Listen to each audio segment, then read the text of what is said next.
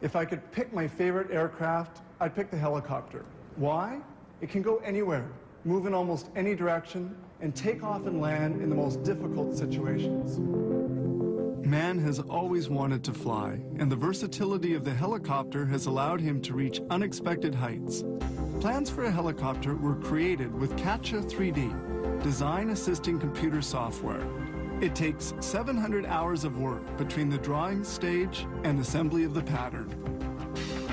The helicopter is made of carbon fiber, a composite material lighter and stronger than steel, protected by 2 layers of green plastic. The fiber is cut with a blade controlled by ultrasound. They lay on several thicknesses of fiber to make the rear fuselage. The green light of a laser helps position the parts. Then with a heat gun, they apply a beehive web, which increases the solidity of the structure.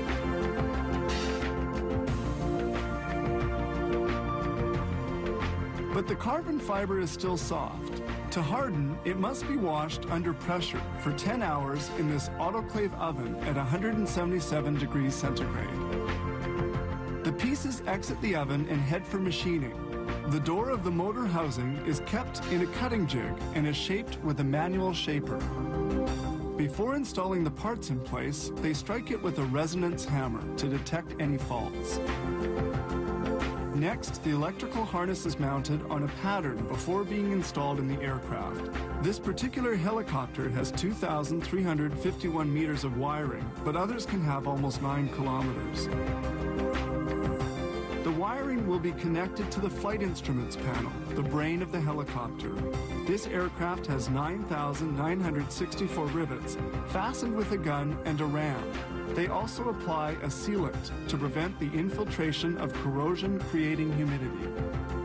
They now assemble the helicopter's rear fuselage. Piece by piece, the aircraft takes shape. They will install mechanical components later.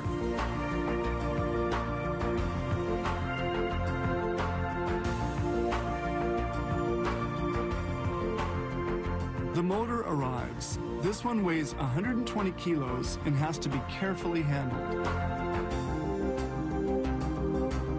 Among the other parts to be installed is the circular plate on which the blades will be attached.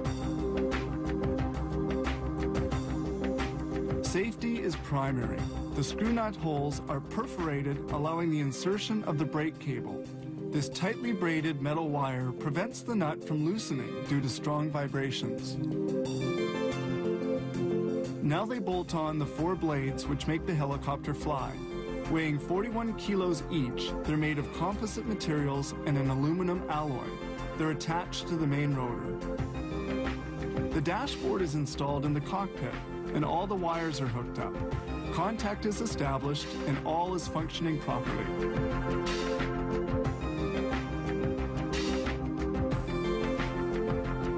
Nothing remains but finishing the interior of the craft. They install seats, safety belts, the consoles, bulkheads, windows and doors, as well as the trimmings.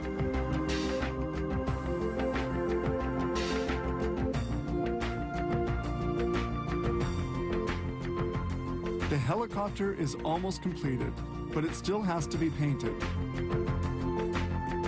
When done, the helicopter is towed outside the assembly hangar. Flight tests are performed to make sure that mechanical and electrical components are functioning properly.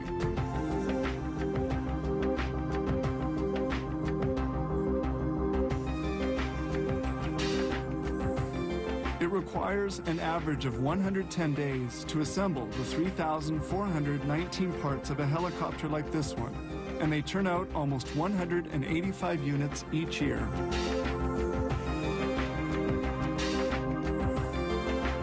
These 2.8-ton aircraft are capable of reaching speeds of 140 knots and flying at a maximum altitude of 6,096 meters.